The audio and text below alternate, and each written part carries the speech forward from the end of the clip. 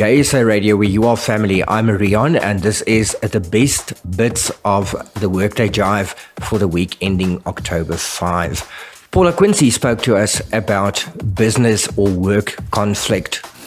Gayest Radio, where you are family. I'm Rian, and this is the Workday Jive, and I'm talking to Paula Quinsee, our relationship and life coaching expert. Paula, welcome to the show. Thank you. Thank you so much for having me. And today we're talking about conflict. We are. So what different types of conflict? Well, there's generally, so from the world of imago relationship therapy, we deal with two types of conflict management styles. One we call a minimizer and the other a maximizer. A minimizer is like a tortoise. When they are feeling threatened, they withdraw and go inwards into their shell to protect themselves and keep themselves safe.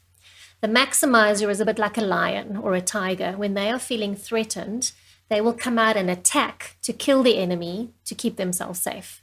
Now, in both instances, we're doing the same thing. We're protecting ourselves. And that's what happens in a relationship. We either avoid conflict, which is the minimizer, or we will be perceived to be attacking the maximizer, which can be criticizing, fault finding, naming, shaming, blaming, all of those things. Is there something like a good conflict? I think all conflict is good, depending on how it's handled, because conflict is actually growth trying to happen. We're being pushed out of our comfort zones, which is why we resist it, which is where the conflict comes into play. And so if we can try and take the emotion out of the situation and go, okay, what's really going on here and what can I learn about myself, about the other person or the situation at hand that I can use to develop and grow going forward? I like that growth opportunity, and people don't see it like that, do they? No, hence my book, Embracing Conflict. I must read it. That's going to be a must read on my list, yeah. What things would you consider if you do get into a conflict scenario? What should you think about, if you can think at that point in time? Yeah, so the first part is containing your own reactivity. In other words, trying not to get caught up in the emotion of the situation or react back to the other person or persons involved who could also potentially be caught up in the emotion. So it starts with self. It always comes back to self. Contain your own reactivity. Try and stick to the facts of the conflict. What exactly is being caused here in the situation? And then what is the solution, the outcome that you're looking for? And how do we find a way together to move forward? What is the most common way to get rid of conflict in the workplace? I don't know if you ever get rid of conflict because you're working with such diverse group of people and there's different opinions and cultures and views and all of those things. I think it's more how you manage conflict. Part of that is listening skills. And as I said, there's a big difference between listening and hearing. What is the difference?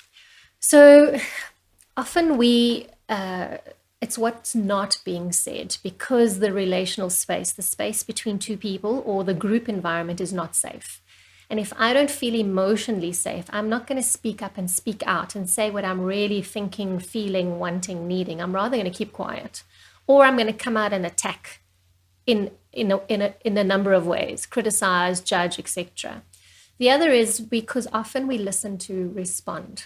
We don't really listen to hear where the other person is coming from. And that's why they say from a leadership point of view, one of the greatest skills that leaders can learn is listening skills. Why is it important not to have conflicts in the workplace? Because you want to create a positive environment and a healthy environment where people can feel free to express themselves, where they feel that their input is being validated, and that they have a positive experience on a day-to-day basis, where they feel supported. Because when you are in a positive, healthy space, you are more creative, you are more motivated, and you are more productive, which is what organizations want, because productivity equals bottom line. Now you're sitting with a situation you can't resolve. What do you do? Call in a mediator. So that would be the first step you suggest. Well, if you and I were in a situation and we couldn't resolve the conflict between ourselves because we were so caught up in it, I would then bring in a third party that could try and mediate the situation for us. If it's in a workplace, in a work situation, there are potentially company policies that you need to adhere with. So, for example, escalating it to your line manager or the other person's line manager. And if they can't help, then you need to obviously escalate it to HR, and HR comes in and they have systems and processes in place. So it really does depend on the environment that you're in. But if it was you and I and we couldn't resolve it, I would say there's two ways of dealing with it. We could either agree to disagree, and that doesn't make us right or wrong or one better than the other. We just have a difference of opinion, and that's okay. We're allowed to have those things. Or we try and find a way of resolving it and, finding a way to work forward to keep our working relationship going well, because we have to still work together at the end of the day. I like that idea. Paula, thank you so much, and I'll see you again next week. Thank you. Thanks for having me. Paula Quinsee, our relationship and life coach specialist here on Gayest Radio, where you are family. I'm Rian, and this is the Workday Jive. Jason Fiddler told us all about how to work with an accountant in your small business. Gayest Radio, where you are family. I'm Rian, and with me is our solution smith, Jason Fiddler. I remembered that, Jason. Yeah, I'm glad you did. I did. And we are talking today about working with an accountant. Now, I think the first and a very obvious question here is, when is it advisable to have an accountant? Honestly, from the word go. Whether or not you're using an accountant formally or not, it's good to have the advice. It is often an impartial voice that's looking at it from the figures point of view, and your business is all about figures. You cannot ignore them. Then, of course, if your accountant doesn't work in the business and he's on a site outside, how often should you touch base? Well, again, depending on the nature of your business and, of course, according to your budget, you may get an arrangement with your accountant that you might see them perhaps once a quarter. You might be a very small business, a sole proprietorship, so you basically arrange for a consultation and you ask them to look at your books. At very worst, once a year, you need to have them do your books for you. So that you don't get into trouble with the receiver of revenue, the South African Revenue Service. Saying receiver of revenue shows how old I am. But SARS is important, and they need to know your figures. So ignoring that fact will hurt you. Once a month is a good idea. Once a year, absolutely necessary. For some people, if they have the finances to achieve it, I think once a month is more than enough. Then, of course, in between, if you do communicating, what would be the best way to communicate? We've got Skype and WhatsApps and all kinds of things lately. In person. So you would advise that I rather not do telephonic stuff, make appointment and go see. You see, think about this. When you phone your accountant, that person is not giving you their undivided attention. So you could phone at a time that's not particularly convenient unless you've made an appointment for that, unless the accountant works that way. But most accountants will either work by, hi, we're going to have an appointment. I'm charging for my time. Give me everything else. I'll ask my necessary questions. And then I'm going to go off as the accountant and do my job. So, yeah, face-to-face is necessary, I think. It also keeps you focused to the task at hand. Dreaded tax season. How can an accountant help you survive this? Okay, I think firstly, you need to change your mental outlook as to what tax season is. It's not, it's not a marriage of inconvenience. It simply is a requirement of your business. So exactly the same way as you occasionally have to pay your licensing fees, depending on the nature of your business, tax is just a part of that. And working with an accountant means that you will pay what you are supposed to pay for tax and not end up paying more or less. So it's about being just and fair. And you have to approach it from a pragmatic point of view. If you are negative in your attitude going towards the tax season, you're going to then stress yourself up completely unnecessarily. And obviously, all of this is about growing your business. How can an accountant help you grow your business? Well, because they're going to help you keep and maintain financial discipline, fiscal discipline. So where sometimes we see money is in the bank account at the end of the week, think, oh, it's party time. Now I've got 1,500 Rand I can spend. But in truth, that money is actually for other things. So the accountant helps you keep your discipline, but moreover, in terms of maintaining good books, means that you can then try and raise finance down the line from either a bank or a partnership. Some of the ongoing things that you would consult with an accountant? Accountants can help you in various other aspects. Often an accountant has a great deal of experience with business.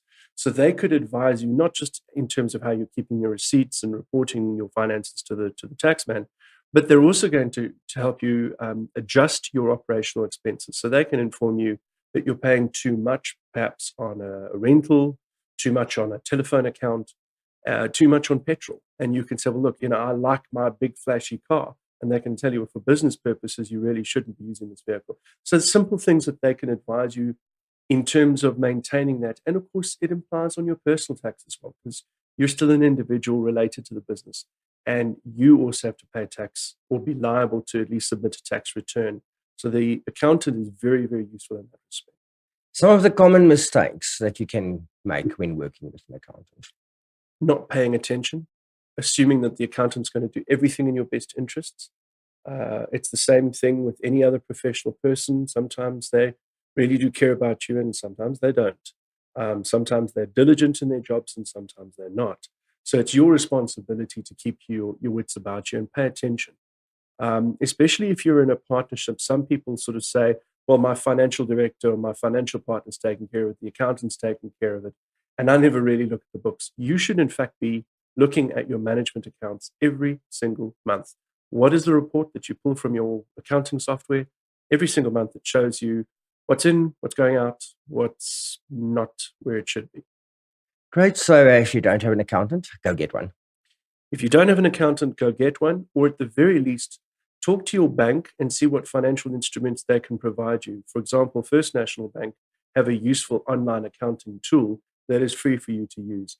So in some instances, yes, you can maintain your own books, but it's highly advisable, certainly at the end of the financial year, to consult with an accountant to make sure that what you report is correct. Great. Jason, thank you so much. Pleasure. Good to be here. And I'll see you again next week. Gayest Radio, where you are family. That was our Solutionsmith, Jason Fiddler, talking to us about accounting. Then we learned about the benefits of a business traveling with Jubulani Tours and Traveling. Gayest Radio, where you are family. I'm Rian, and I am talking to Renee Rudolphs from Jubulani. Jubulani. Yeah, it's Jubulani Travel and Tours. Yo, that's a mouthful. Okay, I'm going to get you asking how that happened.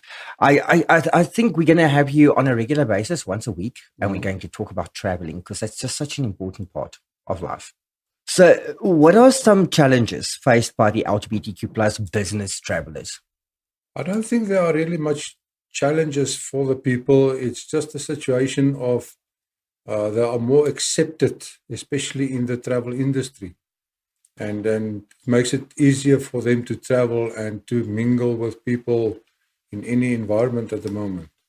I think a while ago we saw, and I think that was on one of the overseas kind of traveling airplane thingamajigs, where a gay couple got on board of a plane and they got split up because there weren't enough space on the plane for them at that point in time. We don't really see stuff like that happening here in South Africa, do we? No, I never saw something like that happen. In the 23 years that I'm involved in tourism up to this stage. Or what do you think of companies that send travelers LGBTQ plus travelers to unfriendly areas? I think it's unfair to the traveler to send them to unfriendly areas, because that means that the company that's sending them didn't do their homework properly in respect of the traveler itself and the needs of the travelers. Now, you said you don't really work with people going out of the country, you work with people coming in. That's correct. What is some of your most frequent questions that you get asked from people coming from other countries to South Africa, especially LGBTQ plus people, if you work with them? Yeah, most of the questions in general is regarding safety. And then unfortunately our new system or the new situation in South Africa regarding land repossession, that's a big factor influencing the whole industry of travelers. And you can't actually think that something like that would influence the travel economy. Yeah, but it does. It's the same with viruses that we got in North Africa, that the people also think, okay, that is Africa, and South Africa might be affected as well. And I think if you think of the distances between the two countries where the problem is and where South Africa is a few thousand kilometers, but the traveler don't think about that in any situation. What would the company's responsibility be towards a traveling employee?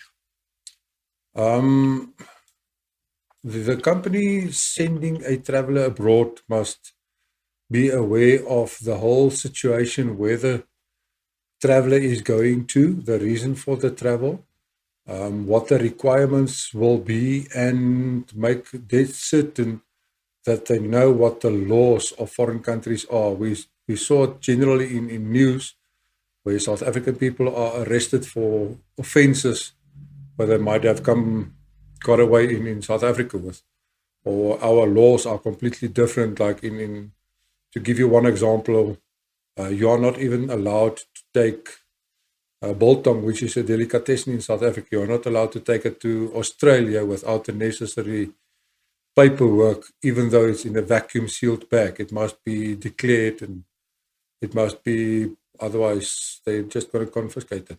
And then obviously, I think, one thing that people do make the mistake, if you are an LGBTQ plus person and they send you to a Muslim country, they don't look at the repercussions that might happen there. Yeah, I think the Muslim countries are very difficult countries, especially with situations with the LGBTQ people or the community, and India as well. Don't throw away India. They are also a situation where they are not really that into the community. And it's quite interesting, despite the fact that laws were kind of relaxed and, this whole different picture was painted recently. Yeah. You would kind of think something different.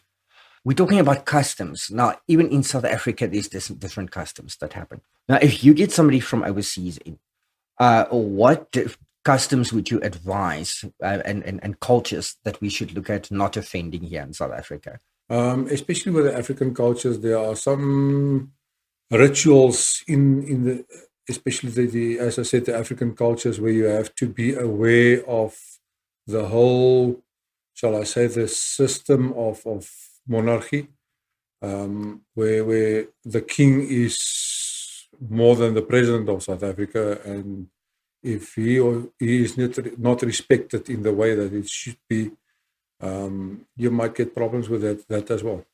So once again, even if you are a South African, it doesn't matter what area you are going to do your homework. Yeah. And that's correct, yeah. And that's not on the employer to do the homework. You should do it yourself. The traveler must do some homework as well. As an LGBTQ plus traveler, I come to you to book a tour for me. What are some of the questions that I should ask my employer? Okay, the main question is, nobody can guarantee it, but the area that I'm going to, what are the possibilities of getting problems like in the eastern part of the world at the moment, or not mostly the eastern part, more the central part, like Israel and so forth, where you get the wars currently going, DRC. So it's not only abroad, it's in Africa as well, where there's a big influence, and the situations that we had in Zimbabwe, where they were not very friendly towards other nations. I think especially if we're looking at Zimbabwe at the moment, we've seen President Mugabe leave, and there is a change, but still, if you as an LGBTQ plus person do go there, you should also do the necessary safety measures. Yeah, you should. Don't go and run around and declare that you're gay. No. And even if you ask if you're gay, deny it as well. They are more open-minded at the moment regarding that. Botswana as well. Namibia is very friendly. Mozambique, they are 50-50. But yes, there are certain factors to take in mind, and do your homework and just be.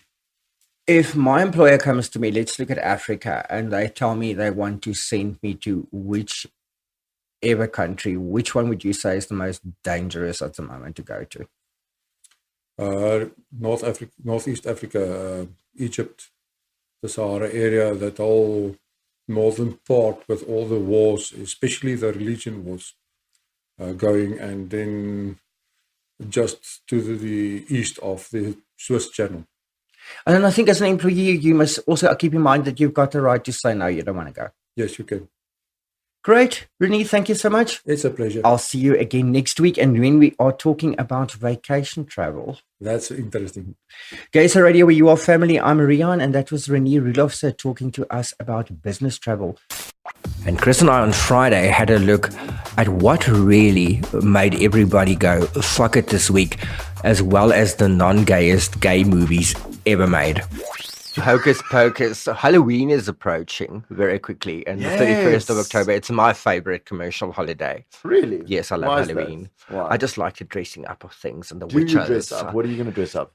We normally have a little family tradition. My adopted sisters and I. Yeah. We carve Halloween pumpkins, Okay. and we have the lanterns going, and we have like a family get together and a braai. So Okay. we don't necessarily dress up, but I like the dress up factor about Halloween.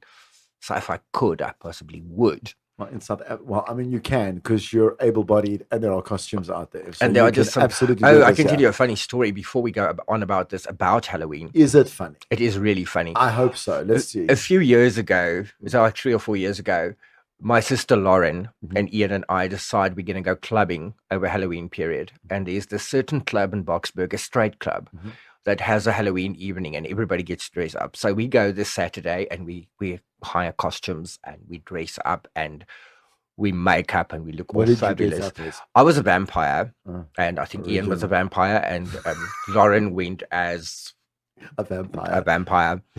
We arrived there in our Halloween costumes to find out that the party was the night before, and we're the only Oh, ones dressed That up. is kind of sad, funny, eh? And everybody said, "Oh, the Halloween party The was gays have come. the Halloween party's like last night," and we went, "Oh, we just came from a Did work." you arrive on the 31st or the I 1st of November? Can't remember what date it was, but it was That's like the it was like a problem. Friday, Saturday over the Halloween period, and everybody went, "Oh, the Halloween party was like Friday night," and we went, "Oh, we just came from a work function." That's why we all dressed up. Did the club stop? Like in a It movie, did. and someone heard like that DJ scratch. That didn't as you walked happen. The in. scratch bit didn't happen, but it was a moment. Yeah. Well, I mean, There's photos of that on social media. if I was- think of one gay, I say gay memory around Halloween was when I was also, funny enough, at a gay club in Boksburg, Ramp Divas, right? Oh yes, So there was a show where there was just a bunch of gay men, and they were doing the rendition of Summer Lovin' from the Grease Mega Mix. yeah. Okay, so the one was obviously Olivia Newton-John, the other one was John Travolta, and John Revolting. no, but now hold on a second. So Okay, this is really funny. on the stage now they're doing this fucking song, and the one drag queen she keeps singing Olivia Newton-John's part, but instead of John Travolta's, so they keep missing the John Travolta. But they're miming, obviously, they're miming, so like both are the one is supposed to stick to the male role, but she can't. She keeps fucking it up. And it was so funny. I don't know whether I was so fucked that it was so funny, but to watch how she was insistent she did not want to mime the John Travolta This part. part.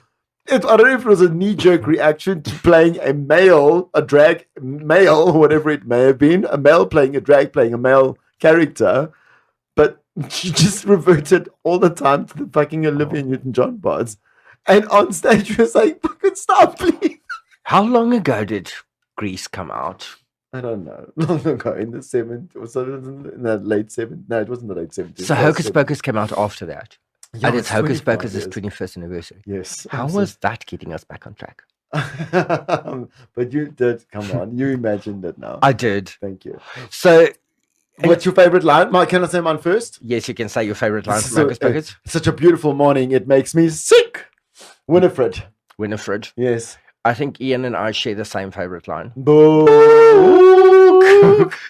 And So- why is it gay, we're saying? Because it's Sarah Jessica Parker, Katie Najimy, and of course, Bette Bette Midler. Midler. Anything with Bette Midler is gay. I love when she says, I put a spell on you. Oh, and that's- now you're mine. I No, love it. the That's you dead. Askis, go. The question beckons for me with Bette Midler. What is it about Bette Midler that has such a gay attraction? Is it the boobs? Is it I a don't know. voice? You know what? Is it? It's the same thing for every gay icon.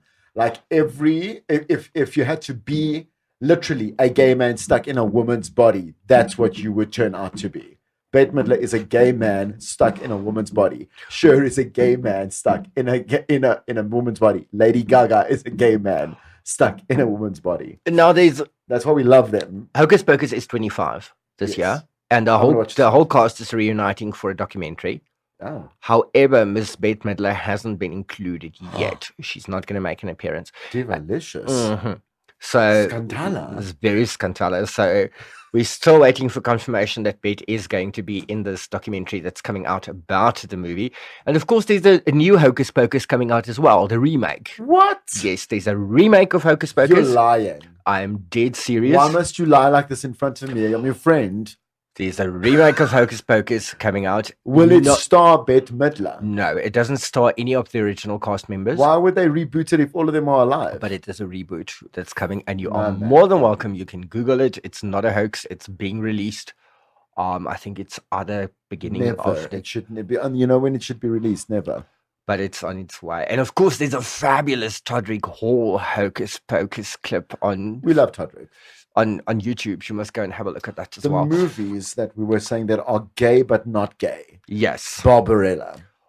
Barbarella. No, actually, I haven't seen Barbarella. Tell us a bit about Barbarella, Chris. It's just the fact that it's part of cult culture. So it's B-rate films, right? So it's part of the best B-rate films. You know, like 2001: A Space Odyssey and Clockwork Orange. It falls in the same line. So Barbarella. It's that fabulousness that With if you big were hair going, if and- you were going to choose your own outfit as a gay man to play a fantastic like woman in a B-rate film, you dress as Barbarella. Barbarella. Like, I mean, we Did just she have a superpower? I can't remember, but it's also Jane Fonda. There we go. Oh, is it Jane Fonda? Jane Fonda. That's also why. Nah. Yeah. But I watched that long, like I said, we're talking now lifetimes ago when I was into B-rate. Wasn't it still like culture. black and white? No, Barbarella was in color. Was it in As color? far as as far as I know. it was in I do know, sidebar, as you always say, I've got a I could be wrong. I sidebar. don't want to be wrong, yeah. That Duran Duran, Yeah. which was obviously an 80s rock group, Yeah. got their name from Barbarella. Really? Yeah, Okay.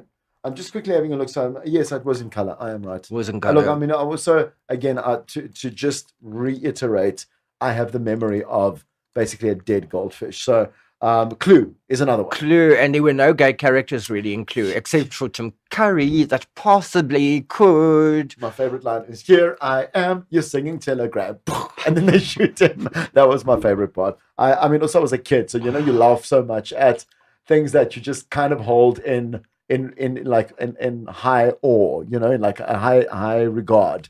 So that was very funny for me. Was it in Clue where it was Miss Scarlet? Was it Miss Scarlet that said, "Flames on the side of my face, breathing breathless, You got that having quite right. breaths." I think Brilliant. it is. It was It Miss is. Scarlet.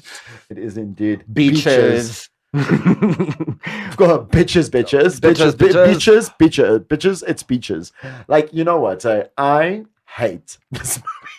I fucking hate it. I'm sorry. You know what? But still, it had Bette Midler. I don't give a flying toot, okay, about it. I hate this movie. Everybody loves it. I know I wasn't trying to be like emo and different, but I really didn't enjoy it. I don't like it. I can't remember even watching it. Ever. If Death you wanna becomes her. be my hero. Oh That's the God! song, Wind man. beneath my wings. That's it, obviously. And she obviously was pegs at the end, which is not cool, you know. And everyone must cry. Hey, Death Becomes Her, which was actually a really shit film, but it's great It to was watch. funny. It was It great to was watch. funny. Bruce That's- Willis, Goldie Hawn. And Meryl Meryl Streep. Streep. Now, again, so cheesy at the end of the day, but who can forget, was it Goldie Hawn that walked around with the hole in her stomach, eh? It blew her away, and Meryl Streep had that twisted neck. 9 to 5, and The Wizard of Oz. Is that because of the shoes? I think Are it's we the all about shoes. the shoes? And Friends of Dorothy. The term Friends of Dorothy Oh. coming I from want to high there. five you for that, because I didn't I know because we did it in our Time Warp show, Ruan and I. We did Wow. the whole thing about the Wizard of Oz.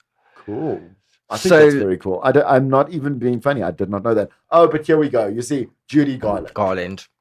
Now, why must we always fall for and Xanadu? There we go. It's most Olivia Newton-John. Xanadu.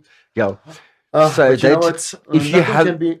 Sorry, just to not cut you off. Nothing can be gayer than "Let's get physical, Oh. physical," and that video. I mean, aren't you all about those short shorts and those oiled up legs and just those weird hairstyles? Styles. Amazing. I'm all for it. We I should think- find Let's Get Physical. I think just in conclusion to wrap up our movie bit here, Yeah. if you haven't seen any of these and you are gay, I did not Go and watch I haven't watched them. Xanadu. I must be honest. I've watched Xanadu. I haven't watched it. Read and see them. What really made you go F hashtag Yes. CK it this week? So what really made you go fuck it this week? And I think you, Chris, No. by kind of No. saying about my ass being a man eater just made me go fuck it this week. I thought you were going to turn that comment that actually was directed at you by somebody. What was the lady's name? Sarah said Yes, you. you Yeah, and then she said just No, kidding. No, you added that part. It's not. It's here It's- on my social media. You're not a lyricist here. Like, you're not a lyrical artist. You mustn't say things like that are not true. So like what made you, you go? What No, made I had a really good. I really had a good week. I was on fire this week, on fire, and not in the thrush kind of way. Like I was good. I was good. I have nothing that, besides it being a long week, and when I say a long, it was hard, but it was a good week. It was really good. I must say. Lauren said, "Sure, what didn't?" What didn't? Oh, wow. Okay. Well, we feel for you, Lauren. We do. Okay, tell us more. Brian said, went to the dentist after arranging to be off work. She said, "Why are we pulling your tooth?" I said, "I don't know. It's scheduled to be pulled." She said, "Why don't we hold off?" I was like, "Oh fuck! If I wanted what if I wanted the laughing gas?" No one gives you laughing gas. This isn't Little Shop of Horrors, man. Jeron said, "My insurance lapsed and my doctor keeps forgetting to fill in my meds." That's bad. No, listen, Um, that is bad, eh? Which insurance as well? Is it like life insurance? Is it, and look, regardless, that's bad. And also the doctor filling. How does a doctor almost forget? No. Yeah. Also, why do Sorry. you forget to not remind the doctor not to forget your subscription there or your prescription? And CM That's Bach just- here said all the most insane, crazy people and the bullshit that I've had to deal with at work. These people drive me insane. Leave, man. Abimael said society. Society. Mm, That's broad. and Roger said That's work. everybody. Everybody say everybody just Sorry, what did Roger say there? work. Work. Just Work. Work it. Isn't there a song like Work It? Rihanna. We should totally. Well, we should try and find the We Rihanna. should we should belly dance to it So we're going to do just to make your week better. You actually can't see us right now because the feed or Is Facebook done. Live is over. That also made me go fuck it. That The was feed actually is it. Earlier fuck on. it. We heard ourselves in stereo, because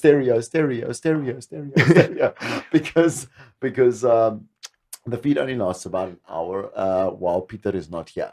So But you can still, you're still listening to us, which is cool. this is something we're going to do once a week now, on a weekly basis. We're going to Absolutely. give people that platform to stand up and say, And say, you know what, this made me go fuck it, and we will kind of be your voice and get it out there and tell you. stand up and say. You make it sound like it's a beauty queen acceptance speech, or you're changing the world one Yeah, we quote at a are. time. We One are. meme We, at a time. we are changing the world one fuck at a time. I see. And I have a few left in my One drawer. less fuck. Yes. You're supposed to say that because that's how you change the world. You give less FUCKs.